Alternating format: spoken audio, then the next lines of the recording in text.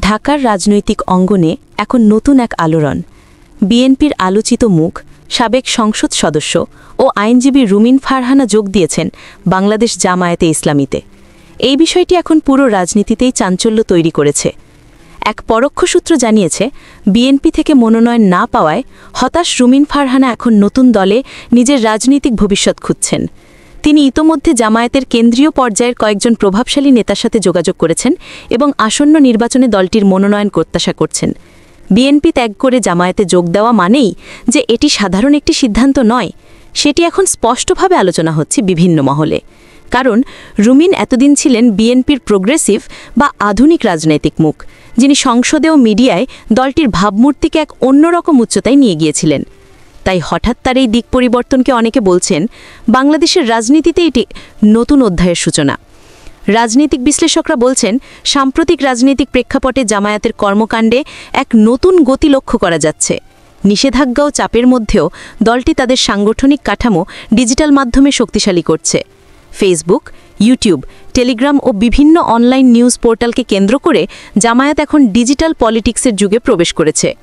ঠিক এমন এক সময়েই যদি রুমিন ফারহানার মতো একজন সুপরিচিত নারী আইনজীবী সেখানে যুক্ত হন, তাহলে সেটা হতে পারে রাজনৈতিক ব্র্যান্ডিংয়ের এক বিশাল মোড়।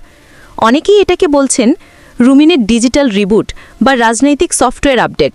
কারণ তিনি যদি জামায়াতের নতুন প্রজন্মভিত্তিক রাজনীতিতে নেতৃত্ব দেন, তাহলে দলটির নারী নেতৃত্ব ও আধুনিক ইমেজের ক্ষেত্রে বড় একটি মাইলফলক অর্জন করতে পারে। তবে বিএনপি এখনও আনুষ্ঠানিকভাবে কোনো মন্তব্য করেনি। দলের একাধিক সিনিয়র নেতা গণমাধ্যমে বলেছেন, রুমিন যদি সত্যিই জামায়াতে যান, তাহলে সেটা বিএনপির জন্য বড় ধাক্কা হবে।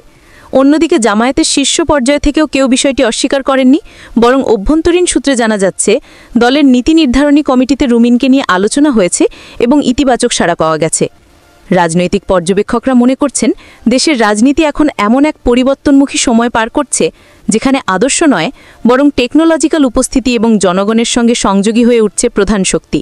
তাই রুমিন ফারহানার এই পদক্ষেপ হয়তো শুধুই একটি দল পরিবর্তন নয়, বরং এটি হতে পারে বাংলাদেশের রাজনীতিতে টেক স্মার্ট নেতৃত্বের নতুন উত্থানের সূচনা।